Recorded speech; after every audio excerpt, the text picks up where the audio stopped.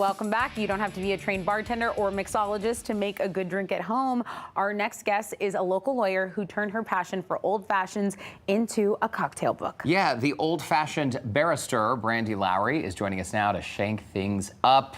Brandi, what is up? Okay, so break this down for us. You love to mix cocktails. Yes. But you're also a practicing lawyer. I am. I've been practicing almost 10 years. Okay, and you just had a hearing this morning? This morning before I came and hung out with you. Working. All right. So people might be asking then, so you're a practicing lawyer, how did you get into mixing cocktails? And what, you throw parties for people? You do private events? How does it work? Well, all of that. So actually, I got into old fashions because as a lawyer, I needed that cute little sophisticated drink when I'm with my colleagues. And I was like, no shade, but I did not want to do vodka and cranberries. No shade taken. No shade taken. Every time I see an old fashioned ordered in a restaurant, I'm like, where's it going? Like, who is drinking that? They're so sophisticated. It is like it's more of an experience. It's a beautiful cocktail, and the name itself, old fashioned. It's classic. So you take that. You're a lawyer, and you're saying, okay, a lot of people like old fashioned, right? But you said, I'm going to do a book of old fashions. What was your inspiration?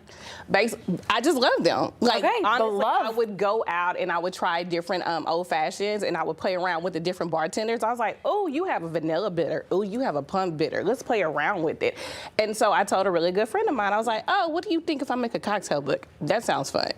And here we are. Hey, I think this is so cool. We just saw the image of your book on the screen. You have it here in the kitchen with us. What was that like when this book was published and you saw Brandi Lowery on the cover? It was amazing. And it was published on my birthday in January. So it was amazing. It was exciting. It was fun. I'm like, I'm an authoress now. That's and awesome. a lawyer. Yeah, she writes, she lawyers, she old fashioned. So what do you have for us today? Like, are we gonna be mixing up some cocktails? It smells delicious over here. Absolutely. And Tessa, it's your birthday, girl. Yeah, so, she hasn't had a drink. I mean, you said it. I didn't want to like pressure you, but what's up with that? Is this just a classic old fashioned? That is the classic. You always have to start out with the classic. If you've never had one before, cheers me. And then move on to the rest. Happy birthday. Thank you so much. And for folks at home who have never tried the classic old fashioned, how did you make this one? Simple. The classic old fashioned is 3 ingredients. Bourbon, your favorite bourbon or whiskey. Okay.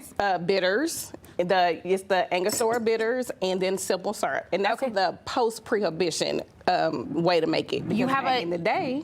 Because back in the day, what? I'm sorry. Back in the day, they used to just like muddle the sugar in the water. So, but now, you know, we've gotten fancy and high tech and stuff. So it's like, oh, we're gonna do simple syrup. You can buy it at Walmart, Kroger's, whatever. Okay, cool. Looks like Tessa's already off to the races.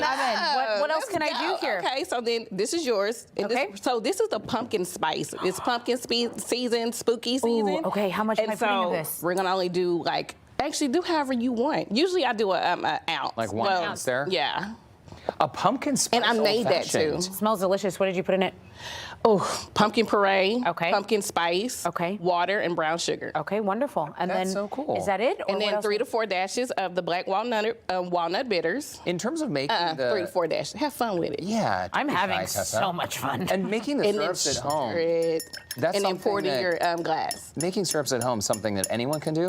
Anybody can do that. I mean, because have fun. I mean, I love to cook too. So I was like, oh, well, in my cocktail book, I cheated. I used pumpkin spice liqueur, but I'm like, I've been dying because it is pumpkin spice season. Yeah. And so I wanted to make my own pumpkin spice syrup, and here we are. Before I pour this, can you just give it a smell?